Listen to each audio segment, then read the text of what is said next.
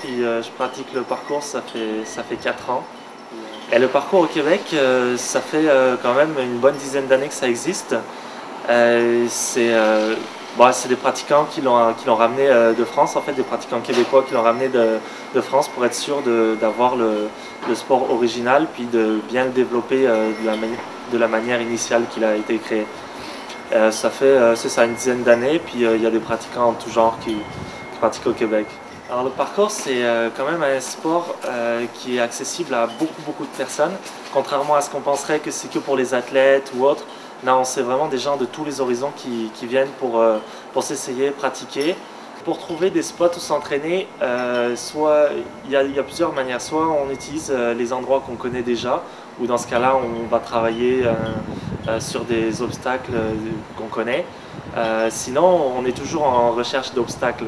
Alors c'est sûr que dans le parcours, il y a toujours une notion qui revient, c'est celle du risque, du danger. Mais la plupart du temps, comme réponse, on dira que le danger est à peu près contrôlé.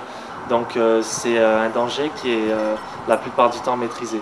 Bien sûr, il y a toujours un risque, mais on essaie de les minimiser pour éviter les blessures, tout simplement.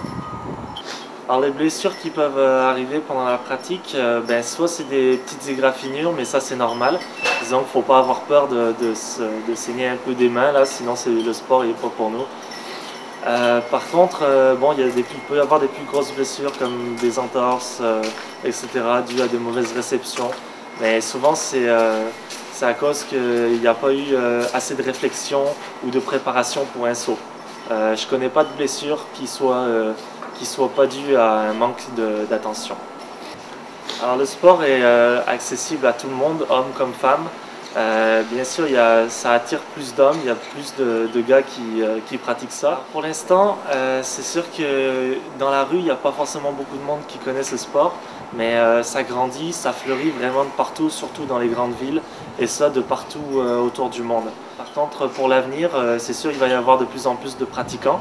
Ça suit une évolution un peu comparable à celle du skateboard. Donc on imagine qu'un peu plus tard, il y aura des parcs pour parcours comme il y en a déjà au Danemark. Voilà, c'est un peu ça que j'imagine pour l'avenir.